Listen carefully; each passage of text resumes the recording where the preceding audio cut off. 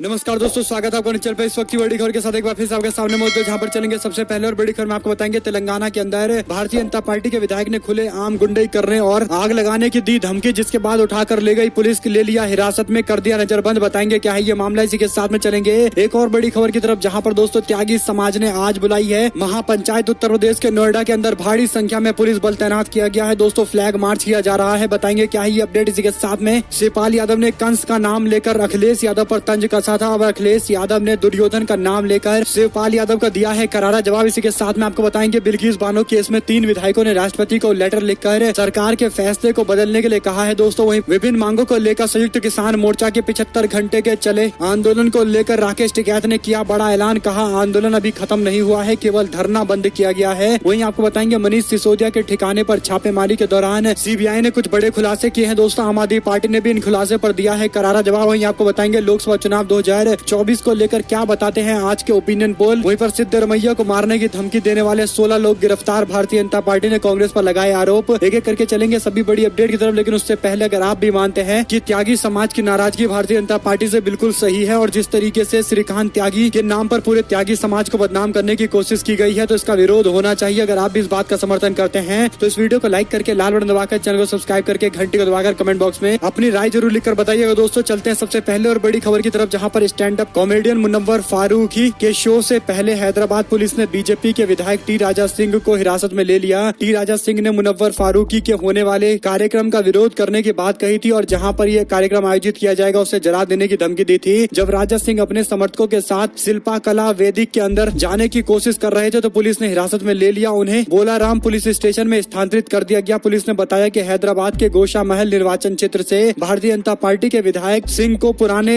शहर के मंगल हाट स्थित उनके आवास पर एहतियातन हिरासत में रखा गया था और बाद में रिहा कर दिया गया है दोस्तों। कुल मिलाकर stand up comedian Munawar Faruqui का विरोध करने के लिए बीजेपी के नेता ने अपने कार्यकर्ताओं से आह्वान किया था कि बड़ी संख्या में एकत्रित हो जाएं, लेकिन भाजपा के ज्यादा समर्थक नहीं आए। लेकिन इसके बावजूद बीजेपी के एमएलए को हिरासत में लिया गया ताकि कोई ऐसी हरकतें ना करे जिससे शो बर्बाद हो जाए और मुनव्वर फारूकी के स्टैंड अप कॉमेडियन शो को देखने के लिए आने वाले लोगों के मन में भय न बैठे। और इसके लिए दोस्तों काफी तैयारी की गई, यहाँ तक कि मुनव्वर फारूकी के शो के बाहर बड़ी संख्या में पुलिस बल तैनात किए गए, पीएससी के जवान भी तैनात किए गए और किसी भी तरीके की अप्रिय घटना को बचने के लिए तमाम तरीके के प्रयास किए गए। दोस्तों आपको बता दें कि मुनव्वर फारूकी पर भारतीय जनता पार्टी के लोग आरोप लगाते हैं कि भगवान राम को लेकर अपशब्द का इस्तेमाल किया गया था, जिसके बाद मध्य प्रदेश की पुलिस ने गिरफ्तार भी कर लिया था दोस्तों और सजा भी सुनाई थी और जमानत पर मुनव्वर फारूकी जेल से बाहर निकले। लेकिन इसके बावजूद बीजेपी के लोग आज तक विरोध कर रहे हैं और तेलंगाना के अंदर टीआरएस पार्टी की सरकार है दोस्तों। और ऐसे में टीआरएस पार्टी की तरफ से कहा गया था कि मुनव्वर फारूकी अगर हमारे क्षेत्र में आकर कार्यक्रम करेंगे तो उनको सिक्योरिटी हम मुहैया कराएंगे और ऐसा ही बिल्कुल केसीआर की सरकार ने किया है और टीआरएस सरकार ने मुनव्वर फारूकी को सुरक्षा अतिरिक्त उपलब्ध कराई है दोस्तों। यहाँ तक कि पुलिस बल भी तैनात किए हैं। कुल मिलाकर शो चलाने के लिए उनको कहा गया, लेकिन जो लोग इस शो को देखने आते वो लोग डर गए और कार्यक्रम में नहीं आ पाए, जिसके बाद दोस्तों कार्यक्रम को रद्द करना पड़ा है। आप लोग इसे किस तरीके से देखते हैं लिखकर जरूर बताएगा। एक और बड़ी खबर की माने तो श्रीकांत त्यागी मामले में भारतीय जनता पार्टी सरकार की तरफ से जिस तरीके का रवैया अपनाया गया, जिस तरीके से अपराध से ज्यादा सजा देने की कोशिश की गई, उसके बाद त्यागी समाज ने जबरदस्त विरोध जाहिर किया है। आपको बता दें कि त्यागी समाज के लोगों ने अपने अपने घरों के बाहर, गांव के बाहर बीजेपी नेताओं की एंट्री बंद है, इस तरीके के बैनर पोस्टर लगाए हैं। त्यागी समाज ने आज महापंचायत बुलाई है दोस्तों। इस महापंचायत में बागपत से लेकर शामली, नोएडा, गाजियाबाद, सहारनपुर और तमाम तरीके के पश्चिमी उत्तर प्रदेश के जिलों से लोग आने वाले हैं और त्यागी समाज के लोग बड़ी संख्या में नोएडा के अंदर पहुंचने वाले हैं दोस्तों, जिसके मद्देनजर भारी पुलिस बल तैनात किया गया है। फ्लैग मार्च निकाला जा रहा है। पुलिस और पीएससी बल को फ्लैग मार्च करने के लिए निकाला गया है, जिसमें भंगेल सलारपुर सभा स्थल के आसपास फ्लैग मार्च किया जा रहा है। भंगेल रामलीला ग्राउंड में महासभा होने वाली है, महापंचायत होने वाली है। क्या कुछ निकलकर सामने आएगा, आप तक लगातार अपडेट पहुंचाते रहेंगे दोस्तों। दरअसल नोएडा के गालीबाज श्रीकांत त्यागी के जेल में भेजे जाने के बाद भी मामला शांत होने का नाम नहीं ले रहा है। त्यागी समाज के लोग अब आरोपी के परिवार के पक्ष में एकजुट होकर गौतम बुद्ध नगर के सांसद और पूर्व केंद्रीय मंत्री डॉक्टर महेश शर्मा के खिलाफ लामबंद हो गए हैं। इस कड़ी में आज नोएडा के अंदर त्यागी समाज की महापंचायत को लेकर पूरे पश्चिमी उत्तर प्रदेश के अंदर राजनीति अलर्ट पर है और पुलिस प्रशासन इस क्षेत्र के अंदर अलर्ट पर है। आपको बता दें कि समाज के लोगों का कहना है कि श्रीकांत त्यागी को षड्यंत्र के तहत फंसाया जा रहा है और उनके परिवार के लोगों को जानबूझकर परेशान किया जा रहा है। और सबसे बड़ी नाराजगी तो परिवार के लोगों की भारतीय जनता पार्टी के नोएडा के सांसद महेश शर्मा से है, उनके शब्दों के इस्तेमाल से है। और एक और बड़ी खबर की माने दोस्तों तो शिवपाल यादव के तंज पर अखिलेश यादव ने दिया करारा जवाब, दुर्योधन का जिक्र करके कही है बड़ी बात। जन्माष्टमी के मौके पर प्रगतिशील समाजवादी पार्टी के अध्यक्ष शिवपाल यादव ने समाजवादी पार्टी के अध्यक्ष अखिलेश यादव का नाम लिए बगैर उनकी तुलना द्वापर युग के राक्षस राज कंस से कर दी और अखिलेश यादव ने भी दुर्योधन का जिक्र करते हुए चाचा शिवपाल यादव पर निशाना साधा। आपको बता दें कि शिवपाल यादव इससे पहले महाभारत और रामायण के किस्से सुनाकर अखिलेश यादव पर तंज कस चुके हैं दोस्तों, लेकिन अब अखिलेश यादव ने भी पलटवार किया है और उन्होंने मध्य प्रदेश के ग्वालियर में एक सभा को संबोधित करते हुए कहा कि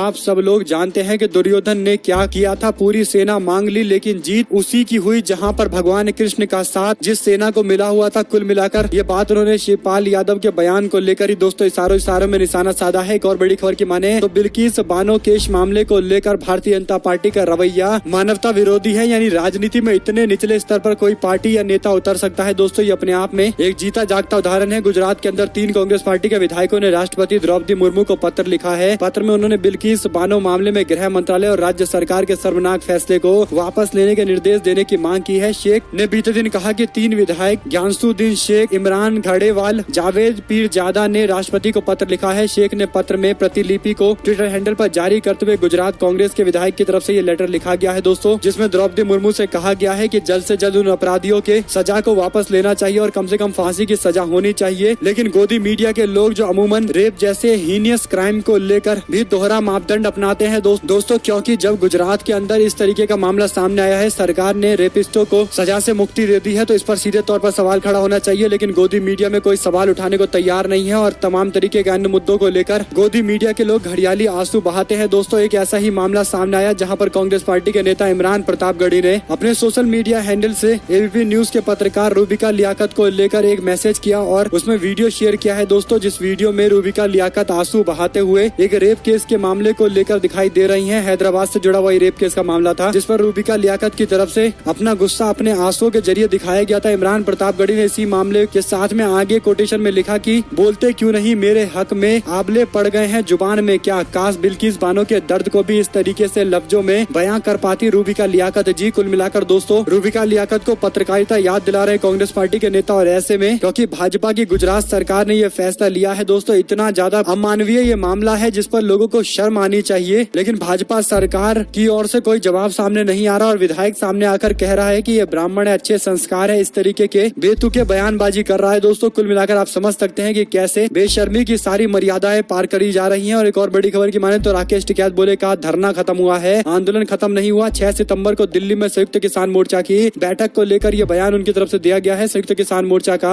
विभिन्न मांगों को लेकर चल रहा धरना शनिवार को दोपहर 3 बजे डीएम को ज्ञापन सौंपने के बाद खत्म हो गया, साथ ही किसानों की रवानगी शुरू हो गई है। मंच से संबोधित करते हुए राकेश टिकैत ने कहा कि धरना खत्म हुआ है, आंदोलन खत्म नहीं हुआ है। जब तक मंत्री अजय मिश्रा टेनी की बर्खास्तगी नहीं होगी तब तक आंदोलन जारी रहेगा। कहा कि संयुक्त किसान मोर्चा की अगली बैठक 6 सितंबर को दिल्ली में होगी। टिकैत ने बताया कि समझौता हुआ था कि मारे गए किसानों के परिजनों को सरकारी नौकरी के साथ मुआवजा दिया जाएगा और घायलों को भी मुआवजा दिया जाएगा। इसके अलावा किसानों पर दर्ज मुकदमे वापस लिए जाएंगे, लेकिन 11 महीने बीतने के बाद भी कुछ नहीं हुआ। वार्ता के बाद टिकैत ने मीडिया से बातचीत में कहा कि प्रशासन ने सीएम से बात करवाने के लिए असमर्थता जाहिर की है। साथ ही उन्होंने कहा कि तुकुनिया हिंसा के बाद किसानों और सरकार के बीच में जो समझौता हुआ उसकी पूर्ति करने में वह सक्षम नहीं है। अधिकारियों ने अपने ऊपर के अधिकारियों से इस मामले में बात करने के लिए आश्वासन दिया है। भारतीय किसान यूनियन की तरफ से कई सारी और मांगे की गई है दोस्तों, देखते हैं इस मामले पर कुछ होता है या नहीं होता, क्योंकि आंदोलन जारी रहेगा। राकेश टिकैत ने स्पष्ट तौर पर ये बातें कह दी है। एक और बड़ी खबर की माने तो मनीष सिसोदिया के ठिकाने पर छापे के दौरान सीबीआई को नहीं मिले 2 आरोपी विदेश भाग जाने की आशंकाएं हैं। छापेमारी के दौरान 2 आरोपी विजय नायर और दिनेश अरोड़ा सीबीआई को नहीं मिले हैं, जिसके बाद लोकेशन ट्रैक किया गया है, तो ये अंदेशा जाहिर किया जा रहा है कि ये विदेश भाग चुके हैं। हालांकि दोस्तों इस मामले पर जो भी खुलकर अपडेट सामने आएगी आप लगातार पहुंचाते रहेंगे। चलते हैं एक और बड़ी अपडेट की तरफ, जहां पर देश के अंदर 2024 में लोकसभा के चुनाव होने वाले हैं और ऐसे में कुल मिलाकर 543 सीटों पर होने वाले चुनाव में किसको कितनी सीटें मिलेगी दोस्तों, तो लोक पोल की तरफ से कराए गए सर्वे में दावा किया गया है कि एनडीए गठबंधन 256 सीटें जीत सकता है, जबकि यूपीए गठबंधन को 172 सीटें, लेफ्ट को 5 सीटें और अदर्स को 110 सीटें मिल सकती है। दरअसल दोस्तों एनडीए गठबंधन में बीजेपी को 234, शिवसेना शिंदे गुट को 9 सीटें, अकाली दल को 2 सीटें, एआईएडीएमके को 2 सीटें, असम गण परिषद को 1 सीटें और तमाम तरीके के अन्य दलों को मिलाकर 1-1 सीटें मिल सकती है। कुल मिलाकर आंकड़ा 256 बताया जा रहा है, जबकि यूपीए में से कांग्रेस पार्टी को 97 सीटें, डीएमके को 24, आरजेडी को 12, जेडीयू को 11, एनसीपी को 8 और शिवसेना को 7 सीटें, झारखंड मुक्ति मोर्चा को 4 सीटें, आईयूएमएल को 3 सीटें, जम्मू कश्मीर नेशनल कॉन्फ्रेंस को 2 सीटें, हम पार्टी को 1। इसी तरीके से दोस्तों जो अदर्स पार्टी है जिन्होंने कोई अलायंस नहीं कर रखा। इसमें तृणमूल कांग्रेस को 32 सीटें, वाईएसआर कांग्रेस को 18 सीटें, एसपी को 17, बीजेडी को 12, टीडीपी को 7 सीटें, टीआरएस को 7 सीटें, कुल मिलाकर इनका आंकड़ा अदर्स का है 110 का। तो इस ओपिनियन पोल में दावा किया जा रहा है कि सरकार भारतीय जनता पार्टी अन्य पार्टियों के साथ मिलकर बना सकती है या फिर यूपीए गठबंधन के साथ अगर अदर्स पार्टी आ जाए तो भी ऐसा हो सकता है। एक एक करके राज्यों के सिलसिलेवार दोस्तों नतीजे बताए गए हैं, इसकी जानकारी आप तक जल्द पहुंचाएंगे। और एक और बड़ी खबर की माने तो सोशल मीडिया पर पूर्व सीएम त्रिवेंद्र सिंह रावत को लेकर वायरल हुआ वीडियो। तो त्रिवेंद्र सिंह रावत ने जांच की मांग की है। पूर्व मुख्यमंत्री त्रिवेंद्र सिंह रावत को लेकर सोशल मीडिया पर वायरल हो रहे एक वीडियो में भारतीय जनता पार्टी के अंदर खाने सियासी पारा को गरमा दिया है दोस्तों, जिसको लेकर मीडिया में दिए गए बयान में पूर्व मुख्यमंत्री त्रिवेंद्र सिंह रावत ने इसे दुर्भाग्यपूर्ण करार देते हुए सोची समझी साजिश बताई है और मुख्यमंत्री से मांग की है कि इस मामले की जांच होनी चाहिए। बीते दिनों सोशल मीडिया पर एक वीडियो वायरल हुआ है जो खबर के फॉर्मेट में बनाया गया है दोस्तों। इसमें बीजेपी के 20 विधायकों को लेकर कांग्रेस पार्टी से हाथ मिलाकर प्रदेश में सरकार बनाने की खबर प्रकाशित की गई है। इस वायरल वीडियो को त्रिवेंद्र सिंह रावत ने फर्जी करार दिया है। उन्होंने कहा कि इस वीडियो मामले में एफआईआर दर्ज कराएंगे। उन्होंने मुख्यमंत्री पुष्कर सिंह धामी से जांच कराने की बातें कही है। एक और बड़ी अपडेट ये है कि सिद्धरमैया को जान से मारने की धमकी मामले में 16 लोगों को गिरफ्तार कर लिया गया है। कर्नाटका के पूर्व मुख्यमंत्री और वरिष्ठ कांग्रेस पार्टी के नेता सिद्धरमैया को जान से मारने की धमकी देने के मामले में पुलिस ने 16 लोगों को गिरफ्तार किया है दोस्तों। इन सभी लोगों को कोडागू जिले के अंदर गिरफ्तार किया गया है। कोडागू के एसपी कैप्टन अयप्पा ने बताया कि कुशल नगर से 9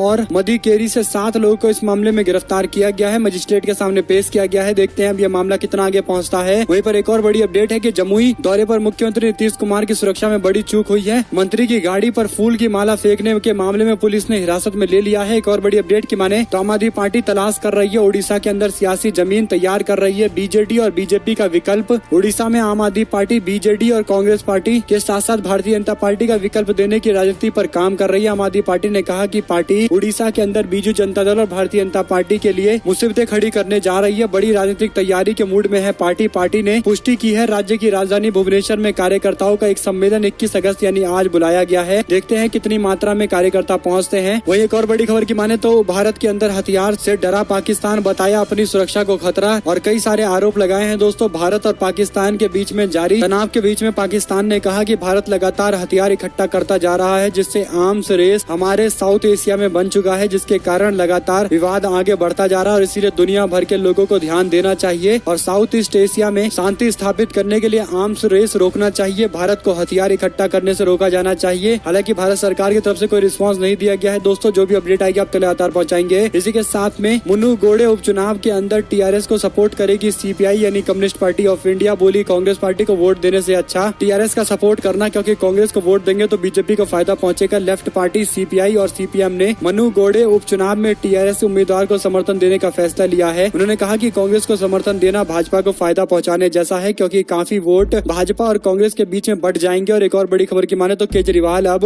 मनीष सिसोदिया के साथ मिलकर गुजरात का दौरा करेंगे। बीजेपी पर किया वार। आम आदमी पार्टी के चीफ अरविंद केजरीवाल फिर से गुजरात का दौरा करने वाले हैं। बड़ी बात यह है कि इस बार मनीष सिसोदिया को साथ में लेकर जाएंगे, क्योंकि सीबीआई और ईडी का छापा मनीष सिसोदिया के खिलाफ चल रहा है, तो इसलिए काफी चर्चा में बने हुए हैं दिल्ली के उप मुख्यमंत्री। तो उनको भी गुजरात में लेकर जाया जाएगा और बताने की कोशिश की जाएगी कि भारतीय जनता पार्टी हमारे खिलाफ इसलिए कार्रवाई कर रही है क्योंकि हम लोग बीजेपी की पोल खोल रहे हैं और गुजरात के अंदर विकल्प देने की कोशिश कर रहे हैं। हालांकि जनता के बीच में ये मामला, ये शब्द कितने पहुंचेंगे तो आने वाला दिन ही बताएगा, लेकिन आम आदमी पार्टी की स्ट्रेटेजी अच्छी है। और एक और बड़ी अपडेट की माने तो पार्थ चटर्जी टीएमसी के लिए कैंसर बन चुके थे, हटाना जरूरी था। तृणमूल कांग्रेस के नेता ने बड़ा बयान दिया है दोस्तों। टीएमसी का नेतृत्व बोला, कहा पश्चिम बंगाल सरकार में मंत्री रह चुके पूर्व टीएमसी के नेता पार्थ चटर्जी का शिक्षा घोटाले में कथित रूप से संलिप्तता सामने आने के बाद मंत्रिमंडल से हटाने के बाद पार्टी ने ये बयान जारी किया है दोस्तों। एक और बड़ी खबर की माने तो योगेंद्र यादव, अरविंद केजरीवाल और मनीष सिसोदिया पर मानहानि का केस दर्ज कराया गया था, जिसमें तीनों बरी हो गए हैं। सुरेंद्र शर्मा को 2013 में आम आदमी पार्टी ने पहले सादरा सीट से टिकट देकर प्रत्याशी बनाया था, फिर आपराधिक मामले और बाद में एसोसिएशन के चुनाव में धांधली की बात कहकर उनका टिकट काट दिया गया था, जिसके बाद मानहानि का मुकदमा दायर किया गया दोस्तों। एक और बड़ी खबर की माने तो अपने लिए नई गाड़ी ना खरीदे, बड़ों को पैर ना छूने दे। तेजस्वी यादव ने आरजेडी के कोटे वाले मंत्रियों के लिए पूरे आदेश की एक लिस्ट जारी की और बताया है कि किस मंत्री को क्या करना चाहिए, मंत्रियों को अपना व्यवहार कैसे ठीक करना चाहिए। और एक और बड़ी खबर की माने तो नीतीश कुमार की कैबिनेट में एंट्री न मिलने से नाराज उपेंद्र कुशवाहा बोले, पद नहीं विचारधारा हमारे लिए जरूरी है और विचारधारा के लिए हम काम कर रहे हैं, हमारे लिए पद ज्यादा मायने नहीं रखता है। उपेंद्र कुशवाहा की तरफ से ये बयान जारी किया गया है दोस्तों। नीतीश कुमार कैबिनेट के मंत्रिमंडल में कई मंत्रियों को शामिल किए जाने और उपेंद्र कुशवाहा को जगह नहीं मिलने के मामले पर कई चर्चाएं चल रही थी, जिसके बाद उपेंद्र कुशवाहा ने बड़ा बयान जारी करते हुए क्लैरिटी दे दी है। दोस्तों एक और बड़ी खबर की माने तो अपने लिए नई गाड़ी ना खरीदे नेता, इस तरीके से बयान तेजस्वी यादव की पार्टी ने अपने मंत्रियों को जारी किया है। वहीं पर राजीव गांधी की जयंती पर इंडियन यूथ कांग्रेस ने राजीव एक संकल्प कार्यक्रम का आयोजन किया है। बेहतरीन कार्य के लिए 75 युवाओं को किया जाएगा सम्मानित। वहीं तुम तुम्हारा तुमसे जैसे संजय सिंह ने सिखाया आज मैं सिखाऊंगा, करप्शन पर सवाल के मामले पर टीवी की महिला पत्रकार से आम आदमी पार्टी के प्रवक्ता ने इस तरीके से बात की है दोस्तों। और टीवी की पत्रकार अदिति त्यागी और आम आदमी पार्टी के नेता सौरभ भारद्वाज के बीच में तीखी बहस देखने को मिली है। सौरभ भारद्वाज ने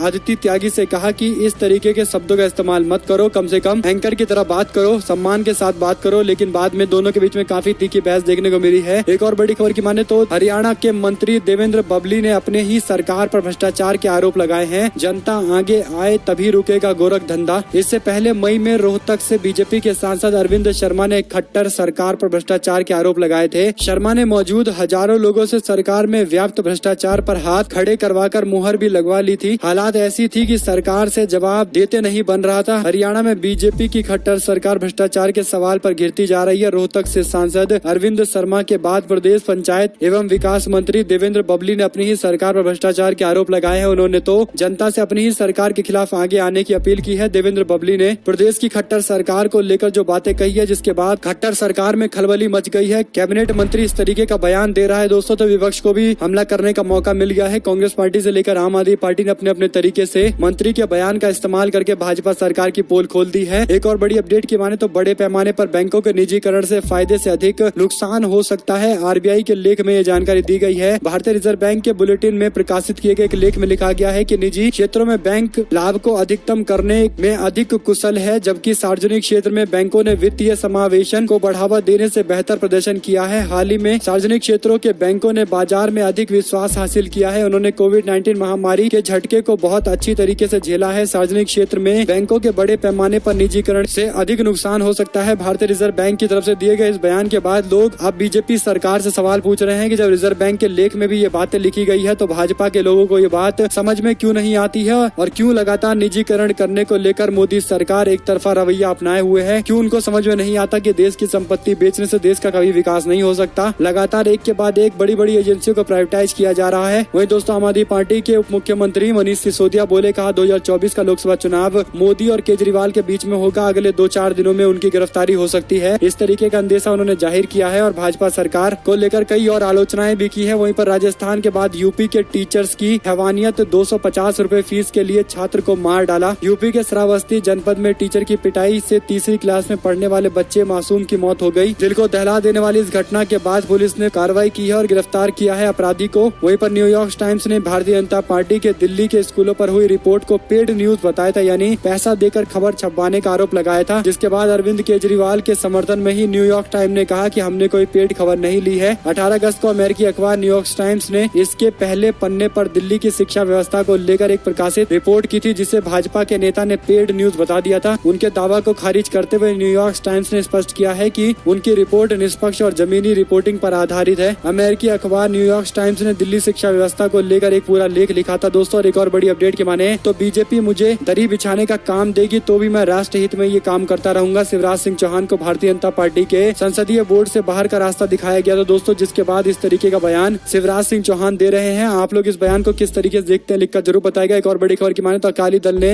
अपने बागियों के खिलाफ कार्रवाई करने का पूरा मूड बना लिया है। अनुशासनात्मक कार्रवाई करने को लेकर दोस्तों नोटिस थमाए जा रहे हैं। सुखबीर बादल की लीडरशिप पर भी सवाल उठा रहे थे बागी, जिसके बाद ये कार्रवाई की गई है। कोई भी संगठन में अनुशासन के बगैर आगे नहीं बढ़ सकता। जो भी व्यक्ति पार्टी के खिलाफ पार्टी के बाहर जाकर बात करेगा उसका मकसद पार्टी को कमजोर करने जैसा है। सिकंदर सिंह मलूका जो चेयरमैन है अनुशासनात्मक कमेटी का, उन्होंने ये बयान दिया है और शिरोमणि अकाली दल बादल ग्रुप को कमजोर करने की साजिश रचने वालों के खिलाफ कार्रवाई की बातें कही जा रही है। साथ ही साथ दोस्तों भारतीय जनता पार्टी के पूर्व नेता सुरनेम स्वामी बोले, कहा 2 बाबुओं ने किया बेड़ा गर्क। कैलाश गलवान के साथ डेप्सांग पर चीनी कब्जे का जिक्र करते हुए स्वामी का प्रधानमंत्री पर तंज। एक और बड़ी खबर की माने दोस्तों तो बिहार के अंदर सुपौल में ना रखे पैर नहीं तो नीतीश कुमार के नेता आरसीपी सिंह को खुली तौर पर धमकी दी गई है। आरसीपी सिंह ने नीतीश कुमार पर निशाना साधते हुए कहा था कि जब इंसान कमजोर हो जाता है और आत्मविश्वास डोलने लगता है तो वो कहीं भी झुक सकता है और सुपौल में पैर नहीं रखने के लिए दोस्तों इस तरीके की धमकियां दी जा रही है। कौन लोग हैं ये तो जांच में पता चलेगा, लेकिन आरसीपी सिंह को धमकियां दी गई है, ये बात सही साबित हो रही है। वहीं पर दोस्तों गोली मारो का बयान देने वाले भारतीय जनता पार्टी के मंत्री अनुराग ठाकुर मनीष सिसोदिया पर निशाना साधते हुए एक क्रिएटिव टेक्स्ट दिखा रहे थे जिसमें मनीष लिखा हुआ था, जिस पर सूर्य प्रताप सिंह ने कहा कि आपकी रचनात्मकता को सलाम है सर, गोली मारो स्टैंडर्ड ऑफ क्रिएटिविटी, कला भी कोई चीज होती है, मान गए श्रीमन। इस तरीके से दोस्तों तंज कसा गया है। अगर आप लोग को ये भी खबर अच्छी लगी हो तो इस वीडियो को लाइक करिएगा, लाल बटन दबाइए, चैनल को सब्सक्राइब करके घंटी को दबाकर हमारे साथ लगातार बने रहिएगा। जुड़े रहने के लिए सभी दोस्तों का बहुत बहुत धन्यवाद। आप लोग देख रहे थे आपका अपना चैनल जय हिंद, जय भारत, वंदे मातरम।